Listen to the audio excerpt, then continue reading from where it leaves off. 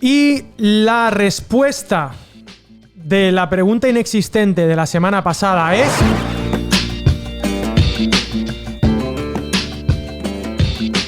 Muy bienvenidos a Academia de la Biblia Podcast, donde nos acercamos a la Biblia y queremos que la Biblia se acerque a nosotros. Muy bien. Bueno, Andrés... Más nosotros que nunca.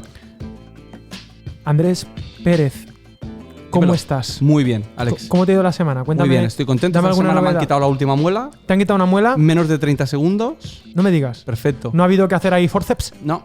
Muy bien. Fantástico. Pues estamos aquí en Academia de la Biblia, capítulo 15. Te hago una 15. Y queremos, pues bueno, innovar. En Academia siempre queremos innovar. Ecclesia Reformata semper reformanda secundum. Según la palabra de Dios, secundum verbum Esas Dei. son las grandes reformas de hoy en día. Exactamente. La buena cuestión es que ¿cuál es mi fijaros, estoy de frente hoy en día, hemos anulado un poco la tele, estoy un poco como Big Brother. ¿Habéis leído la película 1984? No, y la donde el Gran Hermano te vigila, de ahí viene todo este rollo. Pues hoy estoy un poquito en este plan. La semana pasada habíamos visto temas de música y tal, aprovechando Apocalipsis, pero vamos a hacer un paréntesis. La semana que viene recuperamos Apoca. Muy bien. Pero vamos a estudiar un texto fantástico, fascinante, que mucha gente se pregunta por qué no, y es un texto que tiene que ver con la peña de Oreb. Que no es una peña de un club de fútbol. Que a lo mejor existe un club de fútbol que se llama Oreb. De una peña de Oreb. Pues sería la típica peña cristiana. De Oreb, ¿no? Que, con varas todos. Exacto. Me he traído mi vara. La peña Oreb, esta movida de por qué Moisés no entró en la tierra prometida, qué es lo que hizo mal, se le fue la olla, tal y pascual. Entonces, yo tengo algunos problemas. Bueno, yo he estudiado psicología, ¿vale? Esto en la facultad, en la UNED, en la Universidad Nacional de Estudios de Distancia. Y yo a veces me autodiagnostico cosas. Entonces, a veces, en ocasiones veo muertos, dice el Sexto Sentido. Que por cierto, Shyamalan. Hablando de spoilers de Shyamalan, creo que es en Japón, o igual es mentira, creo que es, pero decían por ahí las lenguas que esa película en Japón o en otro país se llamaba Él está muerto. Sí, es verdad. O algo así. Es verdad. Y esto pasa mucho en la Biblia, porque la Biblia es como que a veces te anuncia las cosas, ¿no? Jesús resucita, muerte de Jesús, muerte de Moisés. Va con spoiler por delante. Ya tiras a leer ya sabiendo cosas, ¿no? En este sentido, el genio para mí es Gabriel García Márquez. Y bueno, Crónica de una muerte anunciada, me gusta mucho. Voy a leer la primera frase que dice así: el día en que lo iban a matar, Santiago Nassar se levantó a las 5:30 de la mañana para esperar el buque en que llegaba el obispo. Qué buena entrada, ¿eh? Qué buena entrada. Y es muy bonito. Pero claro, es una obra maestra de Gabriel García Márquez. Y tú eras psicólogo, ¿no? Me decías. Sí, entonces con el tema de psicología yo me autodiagnostico y a veces tengo la sensación, pues claro, porque claro, yo podcast cristianos, puedo hablar de podcast cristianos. Puedes hablar, claro. Pero sin decir nombres. No. Hay podcast cristianos que son como muy intimistas. Sí. Son podcast cristianos de aquí se susurran al estoy oído aquí, y tal. estoy con el Espíritu Santo y tú vas a entrar en la intimidad aquí en mi mente y mis ideas y mis habitación. locuras. Y son como muy, hola, sí, tal y tal.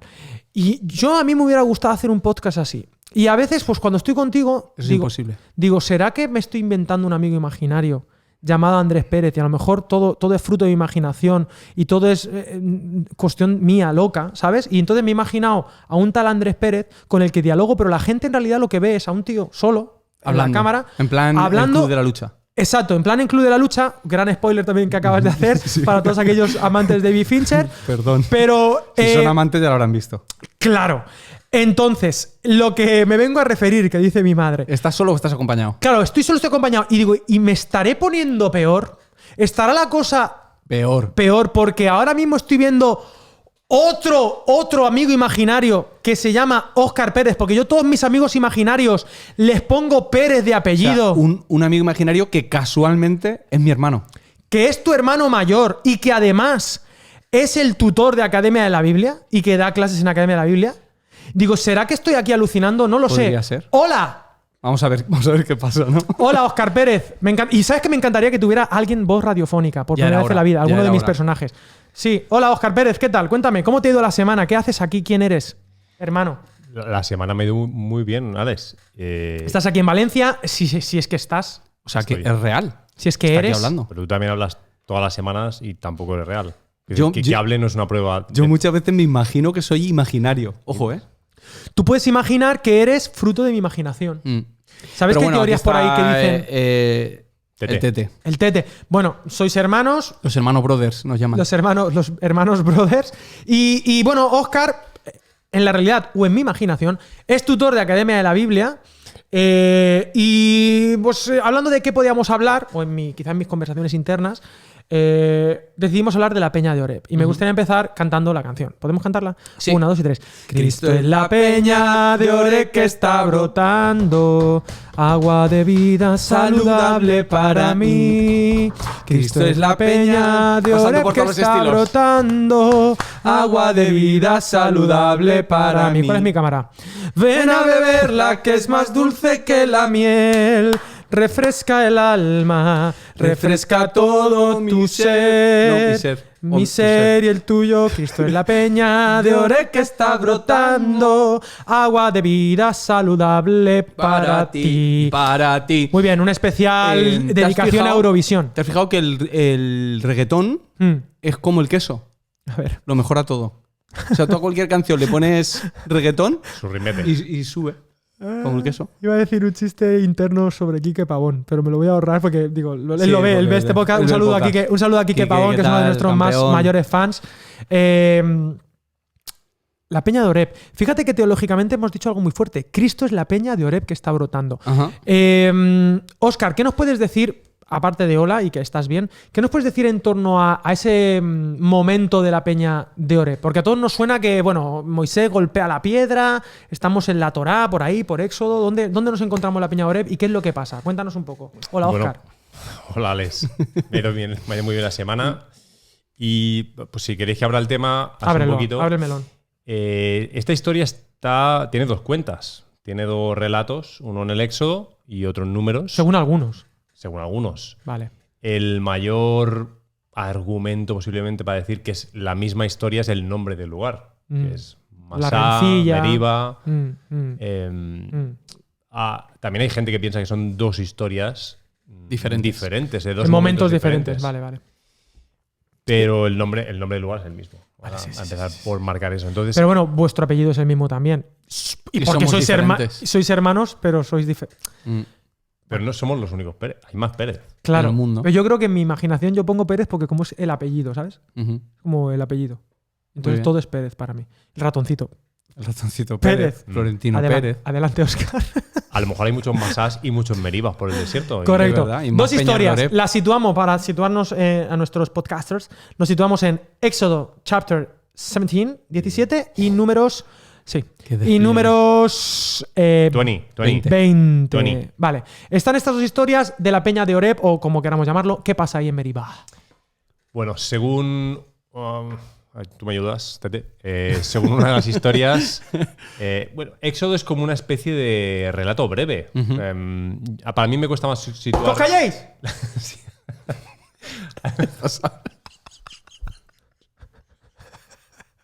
Es que.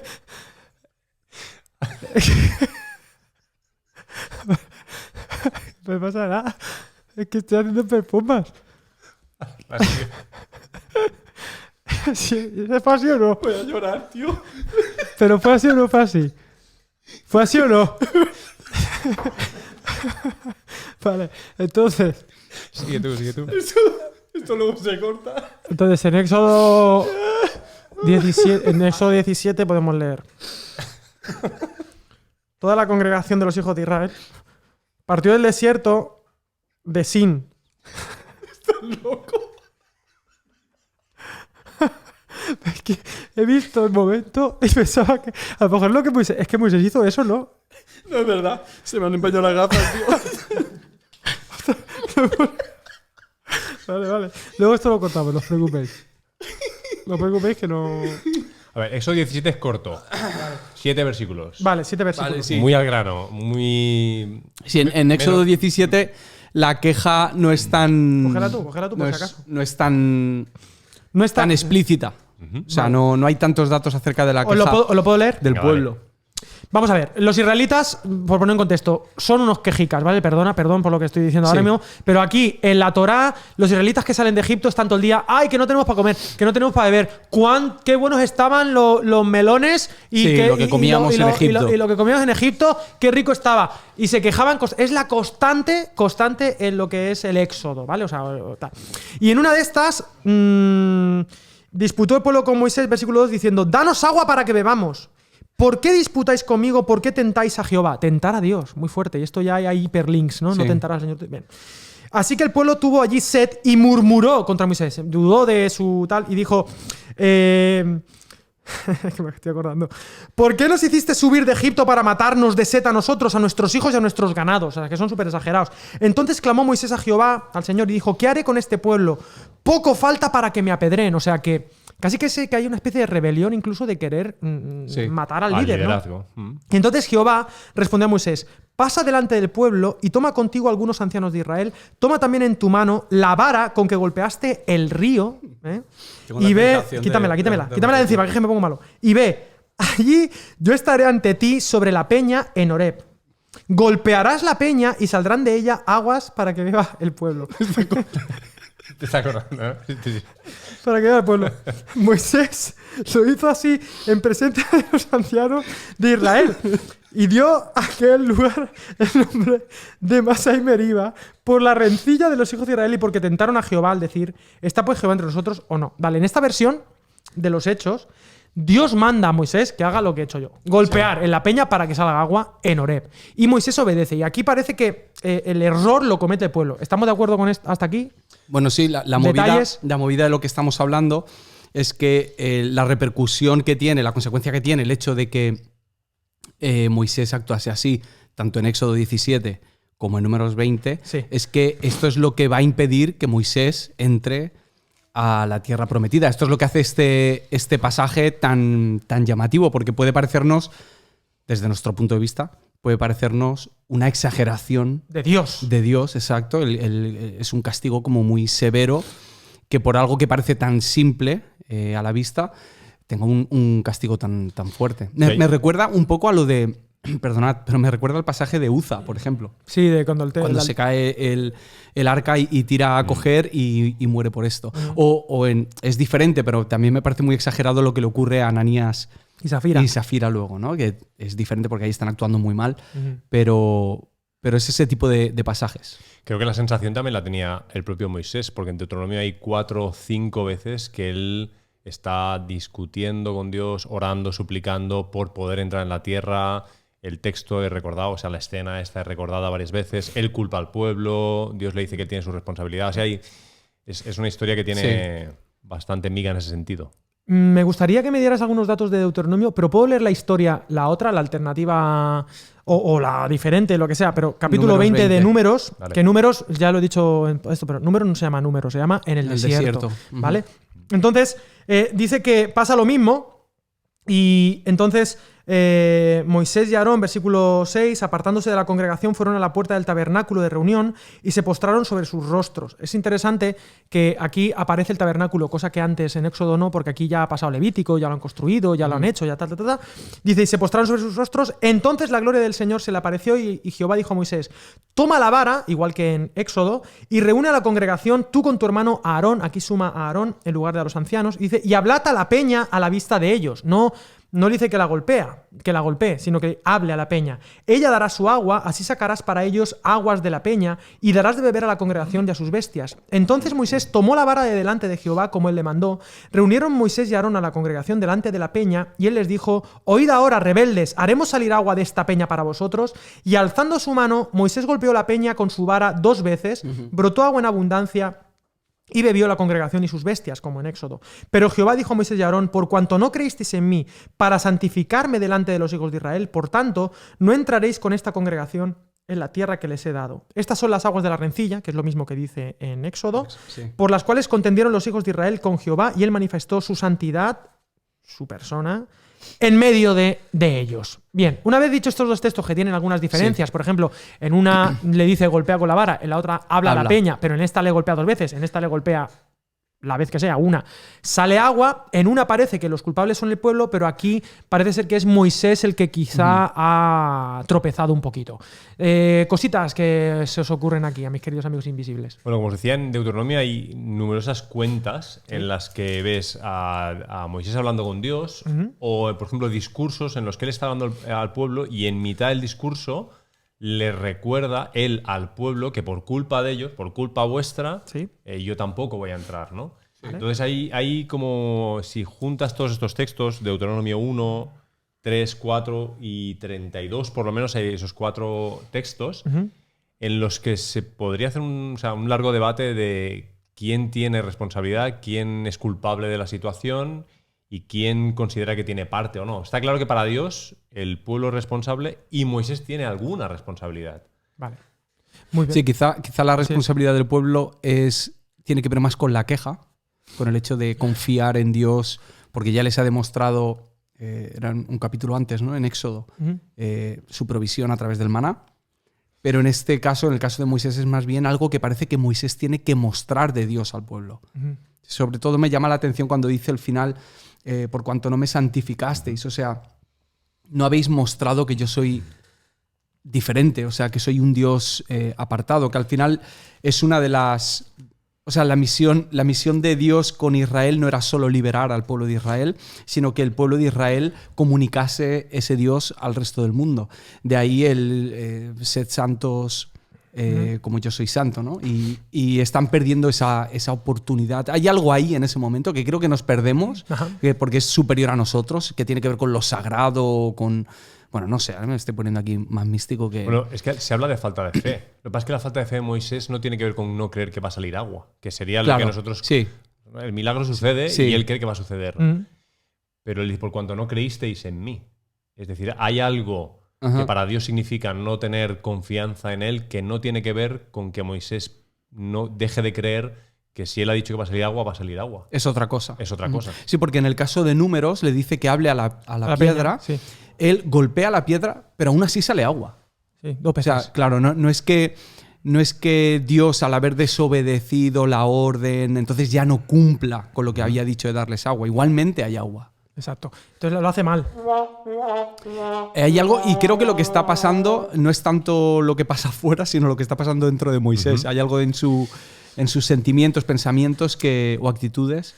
Y para profundizar en esto, a lo mejor vamos a ir haciendo los hipervínculos, que me gusta mucho esta palabra hoy es la palabra del día, la palabra hipervínculo, y vamos a ir avanzando, porque los salmos, por ejemplo, por lo menos yo tengo 2, que hablan de ese momentum terrible que es la explicación de la Torá de por qué Moisés se quedó ad portas, o sea, se quedó allí en las llanuras de Moab, vio un poco el paisaje y hasta luego. Entonces, el Salmo 95 es uno. Lo leo rápidamente. Versículo 6 dice: venid, adoremos y postrémonos, arrodillémonos delante del Señor nuestro Hacedor, porque Él es nuestro Dios, nosotros el pueblo de su prado y ovejas de su mano. ¿Hasta aquí esto que te inspira a ti o a ti? Bueno, calma, confianza. Calma, Dios en la caña, aquí, tal. Sí. Y sigue diciendo: si oís hoy su voz, la voz del pastor, que te guía, tal, no endurezcáis vuestro corazón como en Meriba, Meriba. Para allá, nos volvemos al Éxodo y a Números. Como en el día de Masá en el desierto, donde me tentaron vuestros padres, me probaron y vieron mis obras. 40 años estuve disgustado con la nación y dije: es pueblo que divaga de corazón y no han conocido mis caminos, por tanto juré en mi furor que no entrarían en mi reposo. En este salmo también hay un argumento para decir que es el mismo, que en las cuentas de Éxodo y Números es la misma, que dice 40 años estuve enfadado con ellos. Es decir, que eso sucede al principio de todo el relato del desierto, ¿no? Claro, en Números 20 podría parecer que es algo... hacia el final o mitad. Exactamente. Correcto. Y otro hipervínculo, que es la palabra de hoy, está en el Salmo 106, versículo 32, que dice: también lo irritaron, hablando de este contexto, también lo irritaron en las aguas de Meriba, le fue mal a Moisés por causa de ellos. Y fijaros este punto, Óscar, y aquí quiero tu comentario, sabio. Porque hicieron rebelar a su espíritu y habló precipitadamente con sus labios. ¿Qué quiere decir esto de Moisés en este Salmo 106? Bueno, no podemos decir lo que había en su interior, pero desde luego lo que vemos exteriormente no parece tanta cosa. Es decir, si uno mira a un Moisés con 40 años asesinando a un egipcio, tú ves ahí un... Claro, me parece más motivo para no entrar a la tierra prometida. Pecado, sí, que se ha ido un poco la mano ahí, un poco. El golpe fue más fuerte que el de la roca. Sin embargo, la cuenta de la historia de Moisés es una cuenta de fidelidad, de servicio, de entrega, de autonegación, a pesar de todo lo que le sucede. Pero en este punto es verdad que, sobre todo, de acuerdo a cómo leemos en Números, le habla de una forma dura, ¿no? Pueblo rebelde, no sé qué, golpea, parece un momento de ira, de descontrol, de falta de dominio propio. Sí, se toman unas libertades que... Pero es especulación. Sí, no podemos asegurarlo tampoco. Pero el texto aquí en el Salmo 106, lo que has leído, habla de que esos actos revelaron el interior de su espíritu, ¿no? Y volviendo a Deuteronomio, cada una de esas cuentas, capítulo 1, 3, 4, 32, ves a un Moisés, cada vez que habla Moisés, él culpa al pueblo. Nunca dice que él tenga ninguna parte. He sido yo, mi cosa, tal. Vale, pero claro, hay una cosa muy bonita de la Peña de Oreb, y es que está brotando, número 1. Pero número 2, es un nombre que, bueno, dentro de la cultura pop evangélica es súper recurrente. Quiero decirte, yo he estado en muchas iglesias que se llaman la Peña de Oreb, ministerio que se llama la Peña de Oreb, la no sé qué, la Peña de Oreb, centro no sé cuántos, la Peña de Oreb. ¿Por qué algo que no mola, como puede ser el momento donde Moisés como que parece que va a fracasar por culpa de esto, se convierte en un símbolo tan bonito y tan evocador que le ponemos nombres y hacemos canciones e incluso decimos Cristo es la Peña de Oreb que está brotando? Decidme cosas aquí. Hola, Bueno, ya te veo por ahí en Primera de Corintios. Claro. Estás haciendo una pregunta que tú ibas a saber la respuesta. Sí, pero quiero que me digáis cositas antes de leer el versículo. A ver, también es un lugar de provisión. Es un lugar en el que Dios da las aguas, el pueblo bebe, si no hubieran muerto todos allí en el desierto. Y las aguas luego es una vinculación clara con el Espíritu Santo en el Nuevo Testamento, el agua que no deja de brotar, no deja de fluir, mientras que está pues finita. Supongo que eso da razón para poner nombres. El mismo Jesús habla también en Juan 4 acerca de que Él es ese agua de vida que no para de brotar. Y hay algo en este pasaje que ocurre muchas veces en la Biblia, y lo hemos hablado en otra ocasión, y es que algunos símbolos que pueden ser un poco polémicos, de repente en el Nuevo Testamento toman un matiz totalmente renovado y regenerador para el pueblo. Y hay un par de ejemplos de teólogos que escriben el Nuevo Testamento que nos hablan de esto. En 1 Corintios 10, que es el versículo con el que quiero... Bueno, igual este tendría que haber ido después, da igual. El 10, versículo 4, hablando de Moisés, que fueron bautizados en la nube y el mar, todos comieron el mismo alimento espiritual, el maná, capítulo 16, pero se va a Éxodo 17 y dice: y todos bebieron la misma bebida espiritual, porque bebían de la roca espiritual que los seguía. Esa roca era Cristo. Pero de la mayoría de ellos no se agradó Dios, por lo cual quedaron tendidos en el desierto. Y a mí me encanta cómo esta gente, ¿no?, pilla una imagen del Antiguo Testamento, como tú dices, un poco conflictiva, un poco tal, y ven a Jesús ahí y dicen: aquí hay una imagen de ese Jesús, hay palabra de Dios aquí, hay revelación de Dios que estaba apuntando a Jesús, y Él es esa roca golpeada. Me gusta esta idea, hablábamos off the record, golpeada por la vara de la ley, por la vara de Moisés, que es rota, pero brota vida para todo un pueblo. Y luego el otro teólogo que lo desarrolla más es el que escribe Hebreos. En la carta de los Hebreos, en el capítulo 3, va a comparar a Jesús con Moisés. Y bueno, Óscar, dime un poco de qué va la carta de los Hebreos y así vamos al capítulo 3 y le damos sentido. Yo creo que aquí vamos a pararnos un ratito, porque aquí se explican cosas muy bonitas del reposo y de por qué no, y oír su voz. Bueno, justamente tú acabas de decir esto de que se coge un elemento del Antiguo Testamento, una imagen, y se reformula teológicamente, se le da un sentido.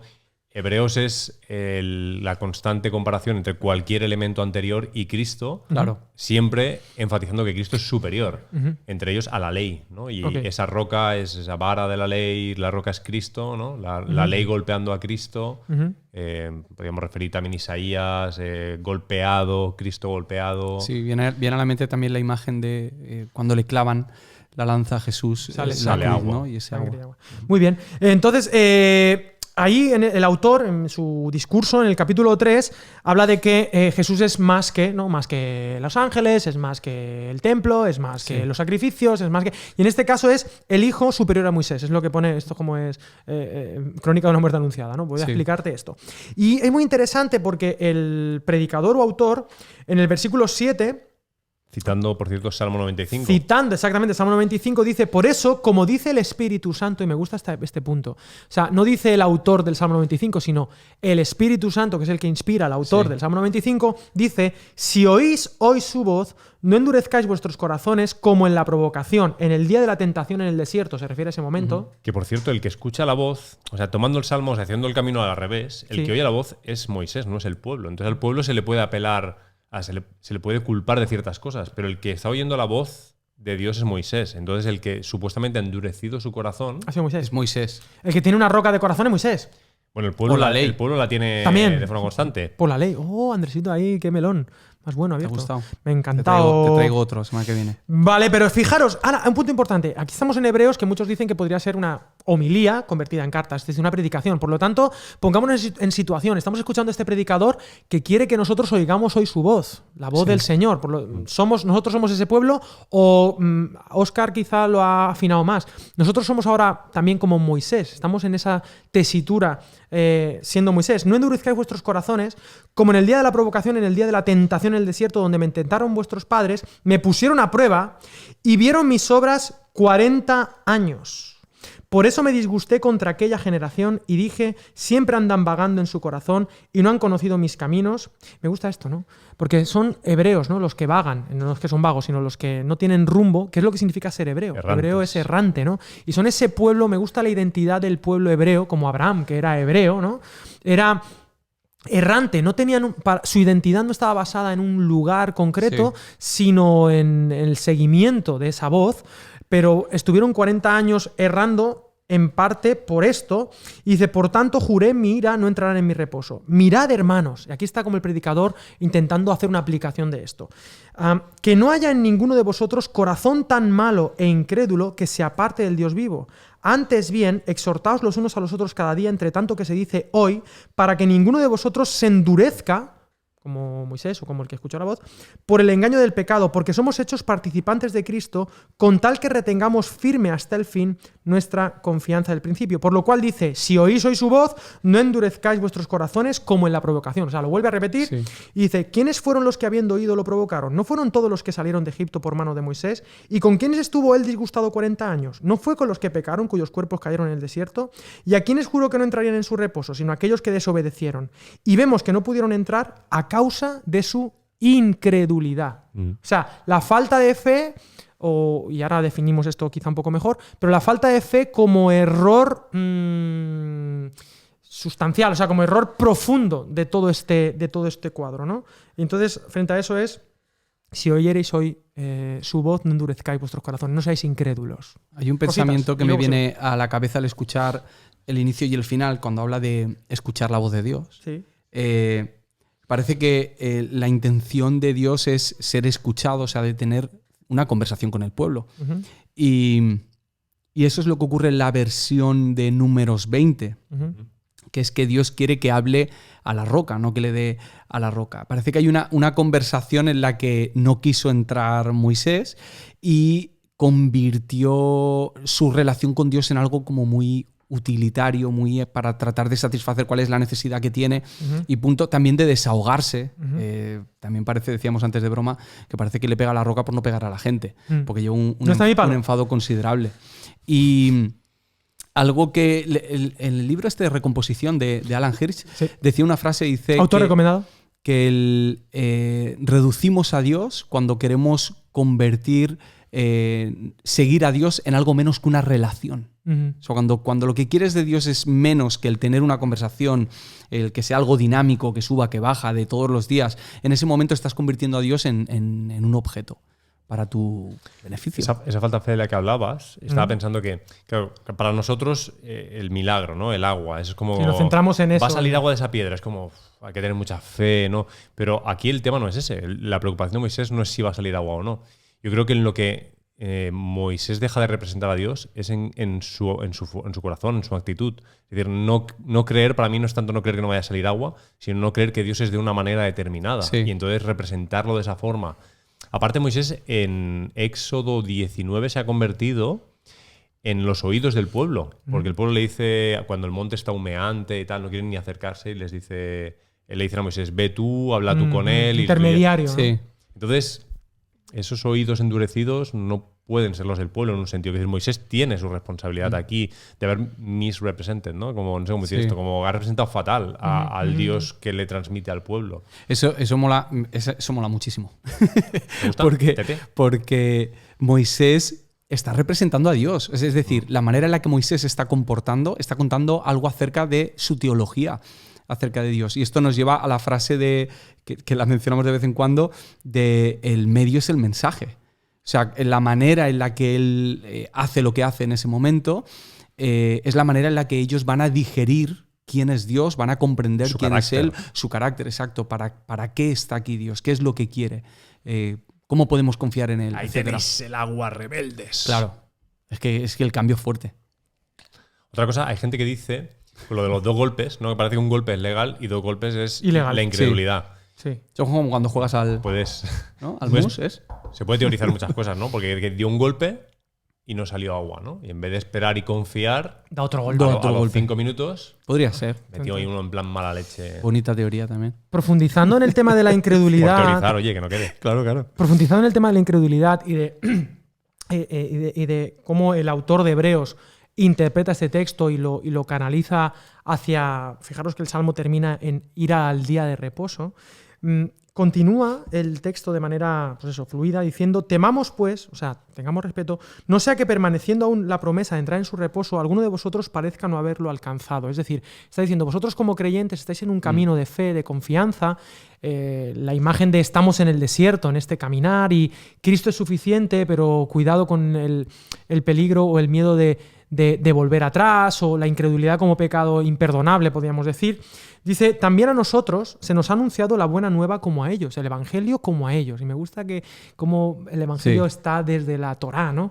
Dice, a ellos de nada les sirvió haber oído la palabra por no ir acompañada de fe en los que la oyeron. O sea, ellos fueron unos privilegiados por escuchar esta palabra de Dios, de este Dios que les salva, que hasta ese momento ellos no habían hecho nada. Dios los saca de Egipto, Dios trae las plagas, Dios les da la Pascua, ellos cenan y Dios los libera, salen, les abre el mar, en fin, les da todo lo necesario, el maná, el agua, pero aún así, habiendo oído la palabra, por no ir acompañada de fe los que la oyeron, no les sirvió de nada. Y aquí pues hay, pues eso, sed hacedores de la palabra, no tan solamente oidores. Dice, pero los que hemos creído entramos en el reposo de la manera que dijo, por tanto juré mi ira que no entraría en mi reposo, aunque las obras suyas estaban acabadas desde la fundación del mundo. Y salto un poquito al versículo 7, donde otra vez dice, si oís hoy su voz, no endurezcáis vuestros corazones. Versículo 8 dice, si Josué les hubiera dado el reposo, no hablaría después de otro día. Es decir, Moisés va a morir, Josué va a ser el que van a cruzar el Jordán como una especie de segundo Moisés, va a volver a abrir el mar, va a abrir el río Jordán y van a entrar en toda esta parte de conquista, y esa es supuestamente el reposo de Dios, esa tierra prometida, pero dice que ni siquiera Josué les entró en el reposo, que había un reposo más allá. Por tanto, queda un reposo para el pueblo de Dios, porque el que ha entrado en su reposo también ha reposado de sus obras, como de las suyas. Procuremos, pues, esta es como la enseñanza, pues, entrar en aquel reposo para que ninguno caiga en semejante ejemplo de desobediencia. Y bueno, aquí simplemente quiero leer el siguiente versículo, pero aún no, porque me llama la atención cómo esta insistencia en, vale, ya has creído, ya Dios te ha salvado, estás escuchando la palabra de Dios, pero hay algo que tienes que hacer, no para salvarte, sino porque te has salvado. Hay algo que tienes que... Hay algún tipo de respuesta que tienes que dar. ¿Y cuál es esa respuesta? Y no sé, decidme algunas cositas de estos versículos antes de seguir. El pueblo, con todo lo que acabas de leer. No, de decir sobre que los sacaron de Egipto, la Pascua, es decir, que ellos no habían hecho nada. Llegando al desierto, la característica que ves todo el tiempo es la queja. Pero la queja, detrás de la queja lo que hay es una desconfianza de cómo es Dios, porque si Dios les ha hecho todo eso por ellos, ¿qué mala intención puede tener hacia Sí. ellos? ¿No? Y están ahí diciendo... No hay trampa. No, claro, es como no nos da de comer, ¿para qué nos ha sacado? Nos quiere matar aquí en el desierto. Pues entonces, la respuesta del pueblo, la acción del pueblo, era una acción de fe, de confiar, de creer que era un Dios bien intencionado que les amaba y que como una persona bien intencionada, como un Dios bien intencionado iba a salvarles para matarles de hambre o de sed. Eso no tenía sentido. Y en Horeb creo que Moisés se convierte en uno más de su generación. Es decir, siendo que él ve cara a cara a Dios, que él tiene una conversación con Dios diferente, en Horeb cae un poquito en la misma dinámica de representar mal, de creer mal del Dios. Un dato aquí. Andrés Pérez ha dicho, Pérez 1, ha dicho que Moisés está aquí representando a Dios en un sentido cara al pueblo, pero también Moisés representa al pueblo de cara a Dios. Él es como el sacerdote, el que intercede entre unos y otros y el que... Profeta y sacerdote, ¿no? Profeta y sacerdote, el que, digamos que a dos bandas, ¿no? En dos líneas. Y en ese sentido quizá él está aquí fallando, ¿no? Como representante de Dios por un lado, pero también se ha ido al pueblo, pero está representando todo lo malo del pueblo y está cayendo quizá también en esa incredulidad o en esa falta de tal, y en ese golpe... Sí. Ahora no me ha hecho gracia. No, pero no quería... A lo mejor tienes que darle 2 veces. Le tengo que dar 2 veces para que el Señor me castigue. Entonces, la cuestión... Calla ya, grillos. La cuestión es que Moisés se le cruzan los cables, da un golpe en la mesa, da un golpe de tal, aún así sale agua, pero él va a ser juzgado por eso, por no haber sido un buen sacerdote. Y la cuestión es, vas a morir. O sea, básicamente, parece que no hay demasiada piedad para este hombre y muere casi que de manera injusta. Y tengo mucha tentación de seguir leyendo, pero antes quiero invitar a Óscar para intentar negar la mayor. ¿Fue un castigo o fue algo bueno que Moisés acabase su carrera en las llanuras de Moab? O sea, sin tocar mare. Es decir, sin llegar a la tierra prometida.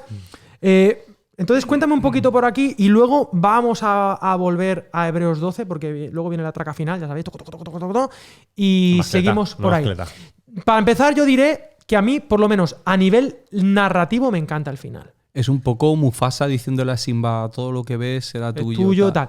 Pero me desobedeciste deliberadamente, le dice. Me desobedecí. Bueno, pero eso puedes con la voz decirlo. de Óscar. Óscar, ¿puedes decir me desobedeciste deliberadamente? Me desobedeciste deliberadamente. Joder, Pelo de punta. es que así yo me retiro ya, Nano, de la Academia de la Vila Podcast. Entonces, yo dormía en los campamentos a Andresito, yo lo dormía así, le contaba cuentos. Así. Le contaba cuentos de Mufasa, Aladín, de Darth Vader. Muy bien. Entonces, a nivel, digamos, de arco narrativo, me parece un final espectacular. Un chaval que es rescatado de las aguas, que de hecho es el nombre de rescatado de las aguas, que es llamarte así siempre. Oye, rescatado de las aguas, paradoja, tal. ¿no? Rescatado de las aguas. Que por culpa de las aguas no termina entrando, tal, pero digamos que él es el gran rescatador, el gran fundador, legislador de la nación de Israel, pero jamás va a pisar ni un metro cuadrado de la nación de Israel. O sea, va a ser el dador de la ley. Es Dios, sí, vale. Pero va a ser el dador de la ley, de la institución, pero no va a haber la nación. No va a haber hecho realidad Disney World. Es interesante, perdona, Óscar, antes de que entres tú, que es que el que les da la ley, el que supuestamente representa la ley, vamos a decir aquí, me perdonáis las herejías, ¿vale? Pero es el representante en la tierra, porque ha cogido esa ley y es el que la ha comunicado al pueblo. Y ni siquiera él es capaz de cumplirla. Y eso mola. Eso mola, sí.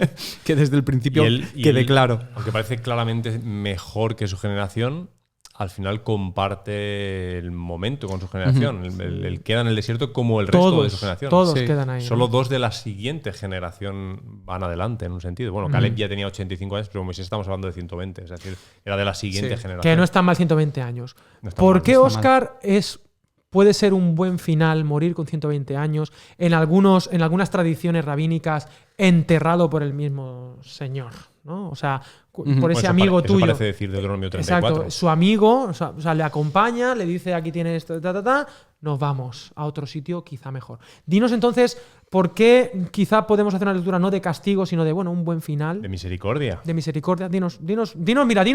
Tengo Te quiero decir, dime mínimo 5. 5. ¿Qué tal? Se pone exigente, ¿eh? Claro, dime mínimo 5 razones de por qué esto, bueno, puede ser un buen final de peli. Las del guión. Las Las del guión. cinco Sí, claro, porque todo esto, a ver, Esto está preparado. ¿cuál es mi cámara? Eh, Vamos a ver, hacemos un trabajo, vamos a hacer un poco de meta podcast, ¿vale? Metapodcast. La gente que hace podcast se las da de aquí nos sentamos, improvisamos, tal, pero todo esto está totalmente organizado. Y vosotros no lo veis, pero tras de las cámaras hay varios teleprompters, estoy contando 3, donde cada uno lee lo que tiene que decir, jiji, jaja, las pausas, digamos, dramáticas, Sí, las risas, sí. el golpe que he dado, el segundo golpe que he dado. O sea, esto no O sea, en dejamos realidad nada aquí para es- la improvisación, Hay un por despliegue supuesto. de interpretación, un rango dinámico. En los estudios de Academia de la Biblia Sí. no dejamos nada Al azar. al azar. Oscar.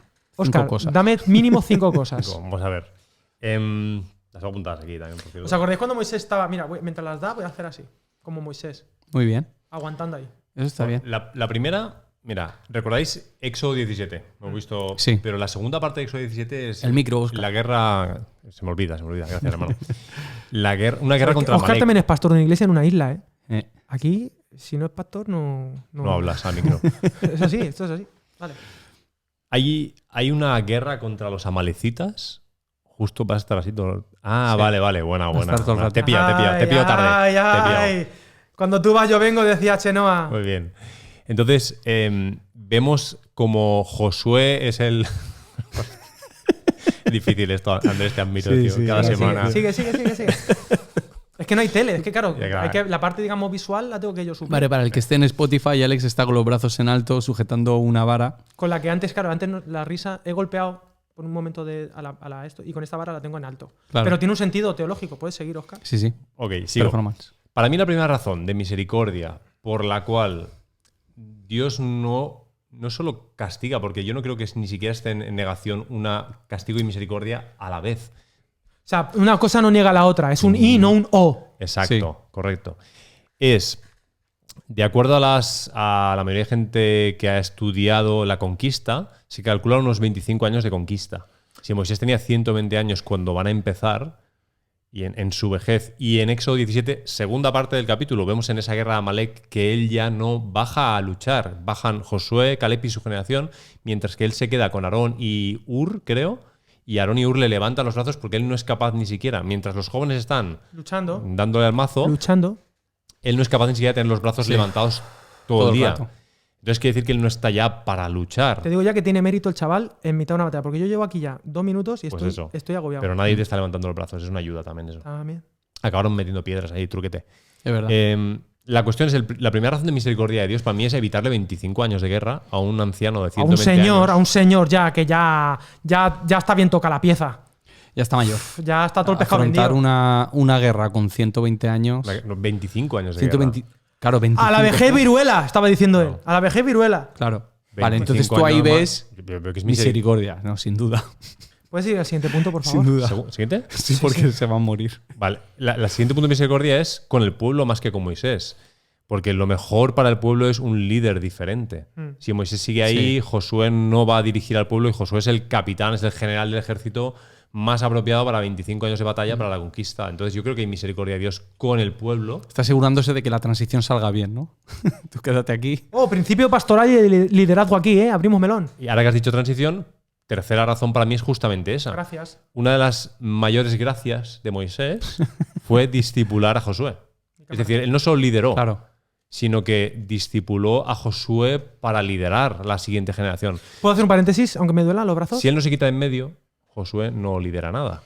Sí. Lo que quiero, una de las cosas que estaba pensando, no sé cuándo, era que efectivamente una de las diferencias de Moisés y Josué fue ese discipulado de Moisés con Josué, que Josué quizá ahí no tuvo con no sé quién tuvo que tener. O sea, Claro. no hubo una transición natural, o sea, no hubo una intencionalidad de Josué en delegar. Bueno, ¿a quién va a ser? Porque ya hemos conquistado, ¿vale? ¿Y quién es el siguiente líder para ya no esta situación de conquista o de desierto, sino de estar, ¿no? De estar establecerse aquí. Y a la vez no hacer hubo, guerra. y eso trajo lo que es el libro de Jueces, que es un poco más caos. Capítulo 2 de Jueces, de hecho, te da toda la razón. Gracias. Porque dice que cuando Josué Gracias, jueces. y los ancianos que vivían con Josué murieron, el pueblo se volvió a la idolatría. Exacto. O sea, que Josué no hizo esa labor de discípulo. Lideró, pero no discipuló a Sí, alguien. dice que no pasó a la siguiente generación estas enseñanzas. Y qué importante medir los tiempos de momentos de discipulado y momentos de desaparecer.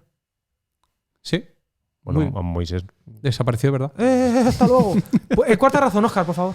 La cuarta creo que es un acto de misericordia de Dios con el corazón de Moisés, que después de 120 años de tralla, Sí. en Deuteronomio ves en esas cuentas de capítulo 1, 3, 4, 32 que os decía cierta amargura por no entrar en la tierra prometida. Hay un momento en que estás suplicándole a Dios, has visto varias oraciones ya, él, por favor, déjame entrar, y llega un punto que Dios le dice, basta.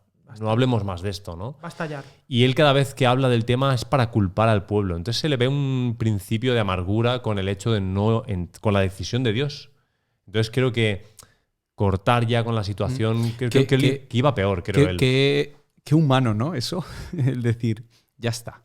Ya no quiero hablar de este tema más. No va a tener nada bueno. O sea, esto está zanjado, no te está haciendo bien a ti, no me está haciendo bien a mí, ¿sabes? Dios hablando en esa tesitura, es muy fuerte. Quinta. Quinta, la quinta es como tienes un botón de fuegos artificiales. La quinta es que en verdad Moisés sí que entró en la tierra prometida. No en Canaán. Pero en la verdadera, a lo mejor. En la buena. En la buena, la fetén. En la de Hebreos.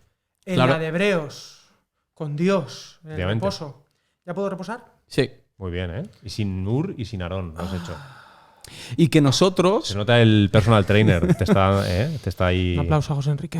Hay algo guay aquí, y es que hay un punto sagrado y Momentum sublime sagrado. que nosotros nos perdemos de qué está pasando realmente, porque Dios le afecta, si es la palabra, tanto. Pero por golpear una piedra, incluso habiendo matado antes, es por lo que no entra. ¿Qué cosas haremos nosotros Ya ves tú. que nos hagan indignos de formar parte de esa tierra prometida, pero cómo a través de Cristo cada uno de nosotros también podemos entrar a esa tierra, ¿no? Es como un acto de misericordia. Al final, la Peña de Oreb no es un sitio en el que se juzga al hombre que no es capaz de tener una fe completa en Dios, sino que ahora es ese lugar en el que, bueno, pues ahora hay misericordia para todos, para que todos entren a la tierra. Para el pueblo y para Moisés. Y esto que decías antes de la fe, tío, me gusta mucho. Perdona que te he interrumpido, estamos cogiendo aire. Si dices que te gusta mucho. Pues... te voy a decir por qué. Venga, ¿por qué, Andrés? Porque hoy en día, cuando hablamos de no tener fe, la gente asocia esta idea al hecho de no creer en Dios, en la existencia de Dios. Pero el pueblo de Israel o Moisés creían en Dios, es más, se quejaban a Dios. En este caso es más bien el no creer a Dios. Y creo que nuestra falta de fe va más por esa línea. Es decir, que los cristianos, creyendo en Dios, tenemos mucha falta de fe y de confianza en lo que Él dice. En esta línea de pensamientos, volviendo a Hebreos, el gran intérprete de esta sección, es muy interesante que un texto sin contexto, ¿qué es? Venga, academialabiblia.com. Un pretexto. Un pretexto. Y claro, hay un versículo que viene justo después de toda esta narrativa de Oreb, en realidad, porque llevo todo el capítulo 3 y lo que llevamos del 4 es Oreb, y de repente, después del golpeo a la roca, de que la roca se rompe, de que hay que creer, de que tenemos que escuchar la voz de Dios, entonces viene esta parte famosa de Hebreos 4:12. La palabra de Dios es viva y eficaz y más cortante que toda espada de dos filos, que penetra hasta partir el alma y el espíritu, las coyunturas y los tuétanos, y discierne los pensamientos y las intenciones del corazón. Y me gusta toda esta sección, cómo va de la Peña de Oreb a conectarnos con la palabra para decir, oye, chicos, estamos siendo apelados, y chicas, estamos siendo apelados por esta palabra que es capaz de romper nuestra piedra, de sacar ese agua, de alimentarnos, que discierne nuestros pensamientos, nuestras intenciones, y tenemos que estar dispuestos, abiertos a ella, confiando de que nos va a adentrar en el reposo, dice. Y justo después de esta sección, y ya con esto medio me callo, versículo 14, hay un por tanto, es decir, de todo lo que te he dicho antes de la palabra de Dios, de Oreb y tal, voy a llegar a una conclusión que es una de las grandes tesis de Hebreos, que dice, por tanto, teniendo un gran sumo sacerdote que traspasó los cielos, Jesús, el Hijo de Dios, retengamos nuestra profesión, que es lo que está diciendo todo el tiempo. Ya Dios os ha liberado, pero tienes que mantenerte en lo que Dios te ha dicho, seguir creyendo, estar abierto a la palabra. Es un poco lo que no hizo Moisés, retener Correcto. su profesión en ese momento. Porque dice, no tenemos, y aquí te va claro, por eso hablábamos antes de que Moisés era sacerdote, representaba a Dios delante de los hombres y representaba al pueblo delante de Dios, era el sacerdote, el intercesor. Pero en realidad Jesús en este pasaje es superior a Moisés y dice, no tenemos un sumo sacerdote que no pueda compadecerse de nuestras debilidades, de nuestras inquietudes, sino uno que fue tentado en todo según nuestra semejanza, pero sin pecado, sin esa incredulidad. Que, por cierto, Moisés no tuvo compasión en ese momento del pueblo. A pesar de que les dio agua, les juzgó y les llamó rebeldes, enfadados. Exactamente, por la queja que tenían y de hecho le estaban condenando, ¿no? Y querían matarlo. Dice, y entonces la conclusión a la que llega el capítulo 4 es este versículo famosísimo, por lo menos yo lo uso mucho, ¿no?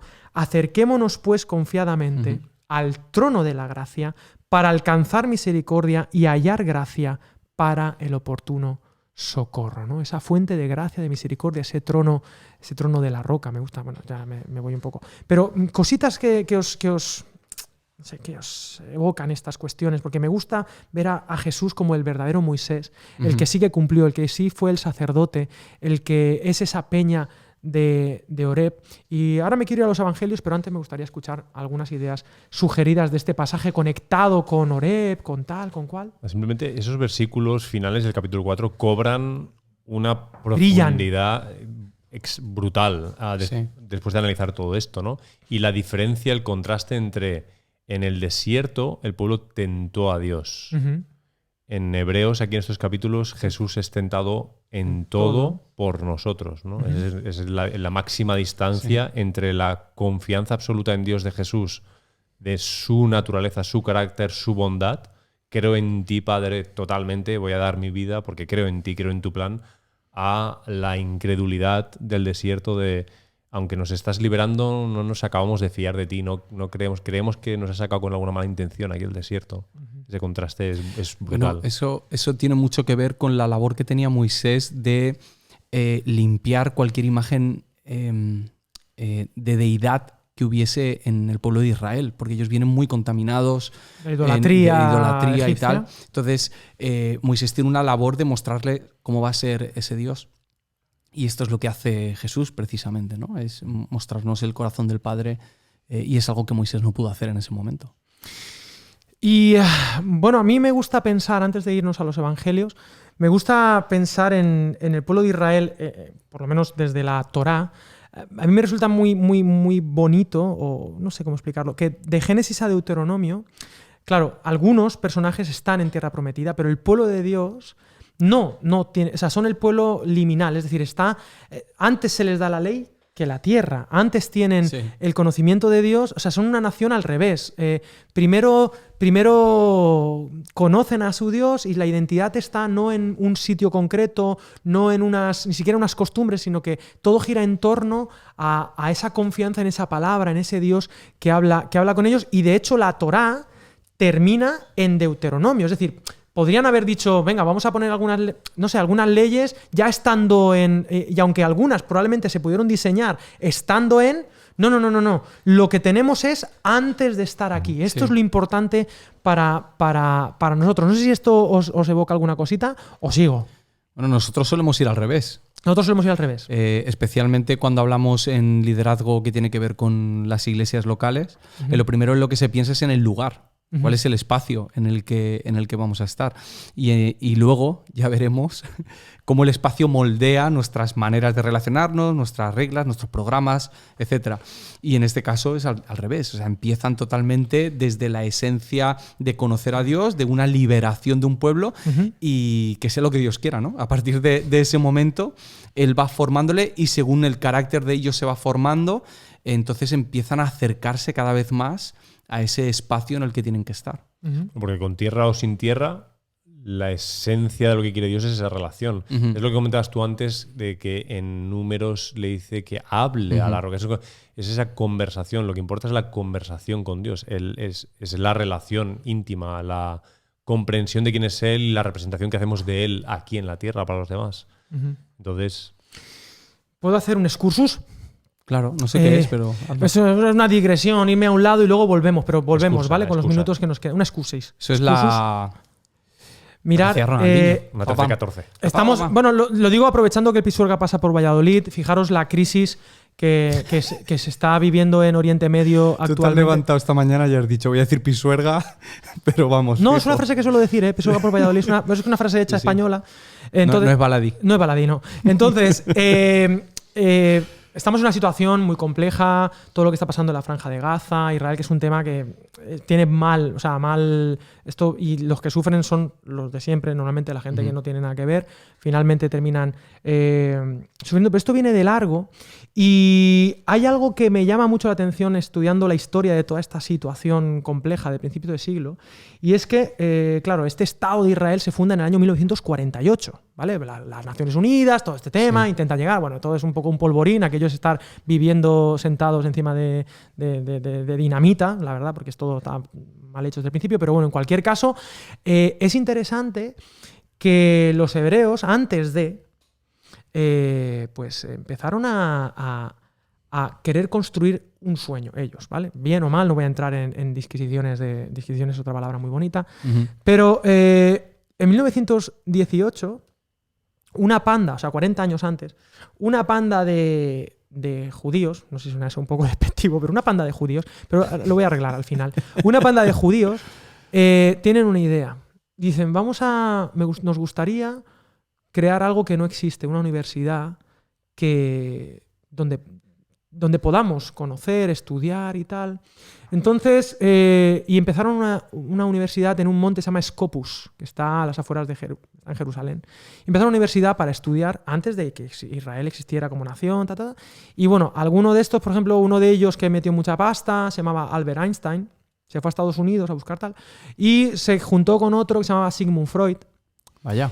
Y dijeron, no, nos falta gente. Oye, Martin Buber, ¿te apetece sumarte a este proyecto? ¿Y escribir libros finitos? Y escribir libros finitos y que sean difíciles, pero que luego lo que tú dices mole. Claro. Entonces, y como estos, unos cuantos más, que antes de generar o pensar en X, en Y, Z, pues vamos a hacer algo para conocer, para tal. Y la primera clase de esa universidad, que es la Universidad Hebrea de Jerusalén, la dio Albert Einstein. 40 años después se declara este Estado de Israel, pero claro, no parte de la nada. Había ya un trabajo, había un desarrollo, y su identidad no estaba tanto en el trozo de tierra que le habían dado, sino en que habían estado creando conocimiento, palabra, por decirlo de alguna manera. El logos. El logos, sí, durante 40 años, desde un lugar y un espacio, y además con gente mega pro, y que hoy en día tú te vas a la Universidad de Jerusalén, la Universidad Hebrea, y bien ves los que han salido de allí, pues eso, te vas a un Yuval Harari. ¿Ah, sí? Sí, él es profesor de allí.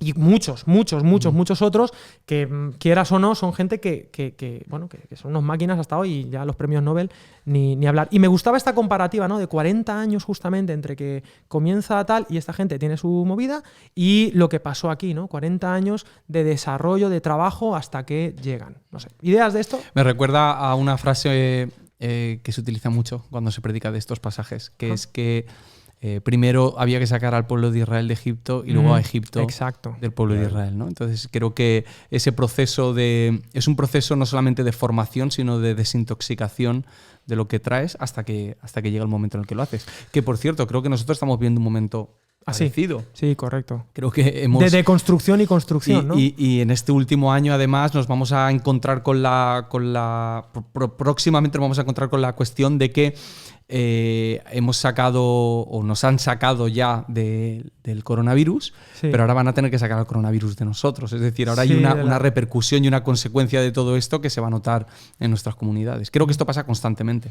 No, y bueno, esto lo hemos hablado ya por activa y por pasiva, llevamos más de un año de pandemia, pero el hecho de cómo como iglesias hemos tenido que resignificar nuestra identidad, no tanto desde el espacio, que está bien y es útil y gloria a Dios, sino desde otras consideraciones, desde la identidad a la palabra, al otro, o sea, reconfigurar la comunidad, en fin, volver a lo básico, a la esencia.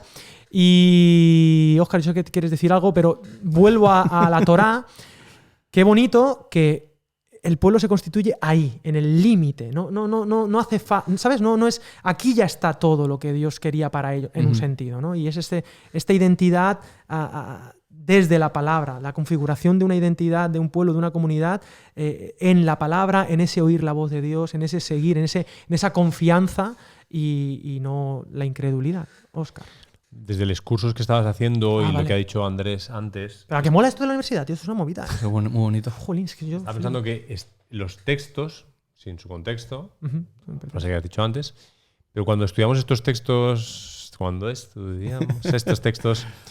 no solemos pensar mucho en una parte del contexto muy importante que tú has mencionado en el transcurso del podcast, que es el tema de que la realidad histórica del momento es el politeísmo. Entonces, la importancia de cómo Moisés tiene que representar a este Dios, que es el único Dios, es clave, ¿no? Es aquí donde está la Shema.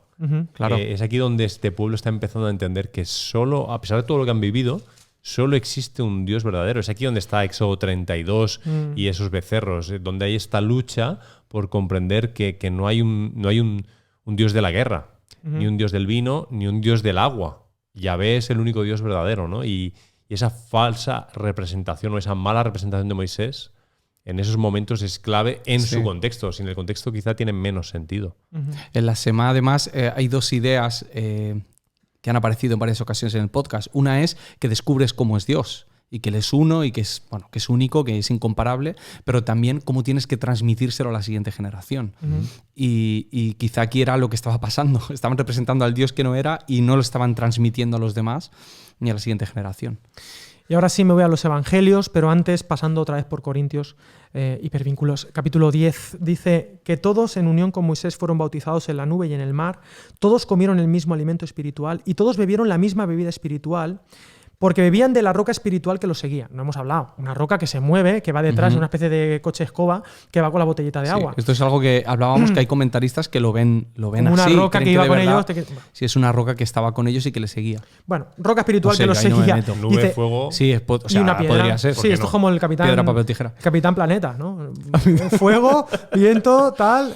Bueno, dice, esa roca, claro, y aquí Pablo dice, la roca espiritual que los seguía, esa roca era Cristo. Pero de la mayoría de ellos no se agradó Dios, por lo cual quedaron tendidos en el desierto. Estas cosas sucedieron como ejemplos para nosotros. Ahí es donde dice después el versículo 12, así que el que piensa estar firme mire que no caiga. No os ha sobrevenido ninguna prueba que no sea humana, pero fiel es Dios que nos dejará ser probados más de lo que podéis resistir. Por tanto, amados míos, huid de la idolatría, ¿no? Muy interesante esto.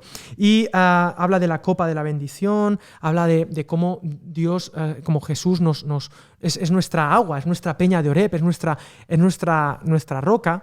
Y claro, aquí hay un montón de conexiones con Jesús como la roca, como la piedra angular, como la piedra de tropiezo también, ¿no? La piedra donde te chocas con ella y no te juzga, pero tú, de alguna manera, por no responder correctamente, eres juzgado por ti mismo, por tu propia actitud, pero también es la roca de la esperanza y donde puedes obtener esa agua, esa palabra, ¿no? Porque siempre el agua con la palabra ha tenido mucha conexión. Y ahora sí, para terminar, me voy al Evangelio. Y me es inevitable pensar lo que ha dicho Óscar, ¿no? Cómo brilla, simplemente con Hebreos 3 y 4, cuando te vas a la palabra con este cuadro precioso de la peña de Oreb, es como cuando hablábamos de Juan 3:16, pero no habíamos leído el 14 y el 15 de la serpiente en el desierto, entonces brilla mucho más Juan 3:16. Pero entonces vámonos a la cruz. Y ahí en la cruz Jesús, me encanta, él en un momento dice, tengo sed. Él en ese momento va a ser golpeado, o sea, estamos diciendo que la peña es donde está golpeado por la ley. Él va a ser ninguneado, va a ser matado, o sea, siendo el Salvador, siendo el verdadero Moisés, el pueblo sí que lo va a condenar y sí que lo van a matar. Va a sentirse tentado a dar un par de golpes sobre la mesa. Va a decir hasta aquí.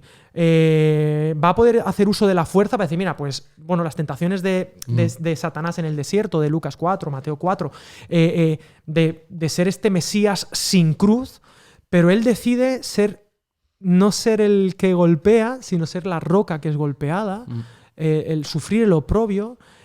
Y bueno, para mí todo esto, y ser el que no falló en la peña de Oreb, ¿no? Ser el verdadero Moisés que sí que iba a adentrarnos en la tierra prometida. ¿Qué hay aquí? ¿Qué hay aquí entre la peña de Oreb, entre la cruz? ¿Qué pensáis de toda esta cuestión soteriológica? A mí me flipa que Jesús es Moisés y Jesús es la roca. Exacto. O sea, al final es todo en esta escena y se encarga él de todo, porque seamos nosotros una o la otra, porque a veces podemos pretender ser la roca y ser nosotros los que alimentamos a los demás. No somos las personas indicadas para ni una cosa ni para la otra. Necesitamos a Jesús. No tengo mucho que añadir ya a esto que has dicho de elegir ser la roca golpeada y no la vara que golpea. Y para terminar, simplemente hablando de Moisés, de este héroe que llega justo al final, hay muchos ejemplos de películas y de historias donde el héroe no consigue ver por lo que ha luchado, pero digamos que en su muerte deja ese legado. Para empezar, el propio Cristo, en un sentido, él tiene que morir, es verdad que resucita, ¿vale?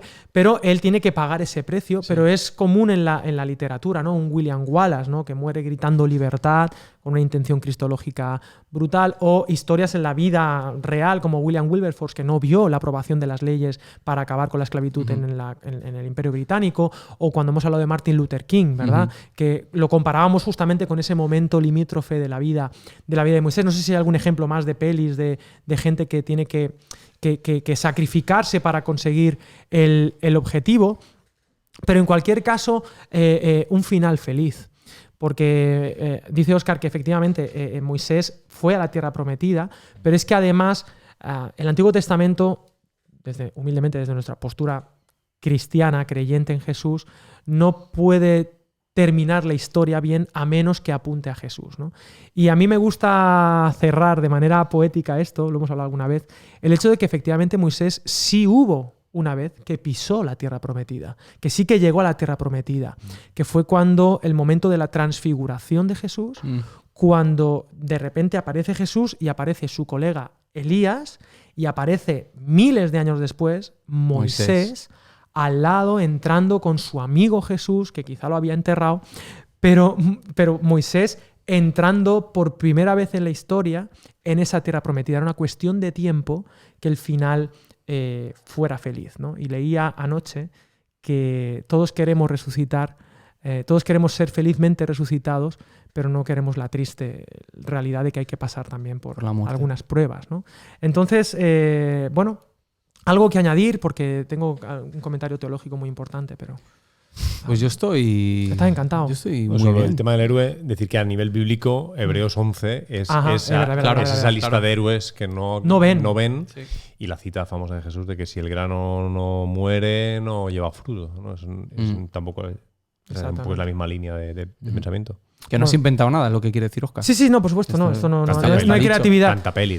Hay que recordar también que, como decía Calvart, un buen predicador debe tener una Biblia muy grande en una mano y en la otra debe tener una vara muy larga. Para en el caso de que alguien si oyeres su voz, ¡pum! Como Goku. No enduro Skype, bueno, el bastón magic, que no sé cómo se diría en español, porque yo lo veía en valenciano catalán. Pues bastón mágico. Bastón mágico. Uno de esos. Se le ha olvidado el español ahora, amigo. Sí, se me ha olvidado. Sí. Entonces, familia, espero que hayamos disfrutado tanto como yo. Gracias a mis amigos imaginarios, a los Pérez, así los llaman. A los Pérez. La semana que viene depende de mi. Si queréis que esté, yo estoy. Pues lo hablamos. Sí, pues igual lo hablamos ahora. ¿Dónde vamos a ir ahora a comer? A Vic and Trotter. A comer Vic and Trotter, editoriales. No nos escribáis a partir de ahora. Estamos en 3 horas off de tal. Si estáis interesados en colaborar con nosotros, nos llamáis y nosotros estamos a la orden para lo que sea. Nos dais, hacemos un unboxing de los libros que nos mandéis. Recordad que Cristo es la peñadora que está brotando agua de vida saludable para mí. Y recordad que estamos a punto de sacar un disco del grupo Rapto. Es verdad. No sé si quieres decir que recuerden suscribirse y dar campanita y mandarle el episodio a sus amigos. Y nos vamos cantando. Eso. Cristo es la peña de Oreb que está... Anímate, Óscar. Agua de vida saludable. Sí, estás tirándolo muy pentecostal. Cristo es la peña de Oreb que está brotando. Díselo. Agua de vida saludable para mí. Ya tú sabes. Ven a beberla que más dulce que la miel. Estamos activados. Refresca el alma, refresca todo tu ser. Cristo es la peña de Oreb que está brotando. Agua de vida saludable para mí. Chimpón.